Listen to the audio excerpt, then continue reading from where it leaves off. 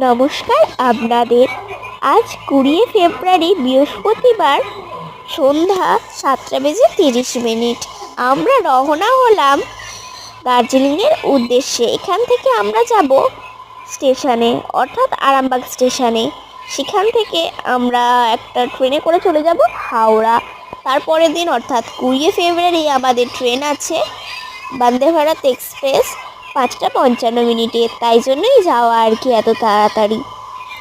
তারপরে এখানে এত ঠান্ডা ছিল না, মানে জানলার ধারে বসা যাচ্ছিল না। তারপরে আমরা চলে এলাম একটা ওয়েটিং রুম বলতে পারো। সেখানে আমরা 5 ঘন্টা স্টে করেছিলাম।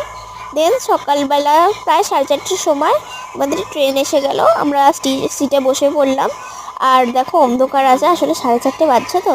তারপরে আমাদের ট্রেন ছেড়ে দিয়েছে, এখনও খুব একটা দূর হয়নি যে ছেড়ে দিয়েছে। এই দেখো আস্তে আস্তে যাচ্ছে এখন ট্রেনটা। তো দেখো সকাল হতে লেগে গেছে প্রায়, দেখো এখন পুরো সকাল হয়ে গেছে। তো আমার তো ভীষণ ঘুম পাচ্ছিল, কারণ দেখো সারা রাত ঘুম হয়নি ওখানে। আর নিচে দেখে দিলাম লাগেজ।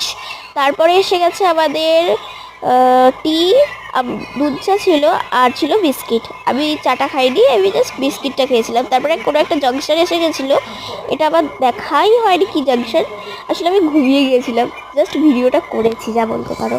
তারপরে জল এসে গেছিলো। তারপরে এসেছিলো ব্রেকফাস্টে ছিল ব্রেড, জ্যাম, গুড় বাদাম, আর একটা ছিল অমলেট, যেটা অনেক ভেজিটেবল ছিল। তো তারপরে এসে গেলো ফারাক্কা ব্রিজ। সেটা আমরা ক্রস করছি যেটা বলতে পারো। আমি ফার্স্ট টাইম ফারাক্কা ব্রিজ দেখলাম, আসলে কোনোদিনও দেখিনি এখনো পর্যন্ত। তো তারপর নিচের লাগেজগুলো একটু দেখিয়ে নিলাম। এটা কী খেতে আমি জানি না। আমরা প্রায় নিউ জলপাইগুড়ি এসে গেছি, প্রায় বলতে পারো চলেই এসেছি।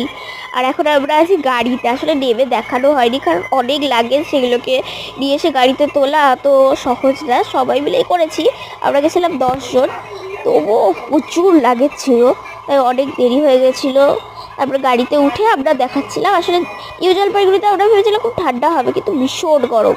তারপরে এখানে আমরা অনেকটা প্রায় 2.5 ঘন্টার কাছাকাছি আমরা মানে গাড়িতে করে এসে একটা জায়গায় থামা হয়েছে। আসলে যারা গাড়ি চালাচ্ছিল তারা কিছু খাবে ওই জন্যে। আর আমরা কিন্তু লাগবে 5 ঘন্টা, মানে ওখান থেকে 5 ঘন্টা 6 ঘন্টা লাগবে আমাদের হোটেল পৌঁছাতে।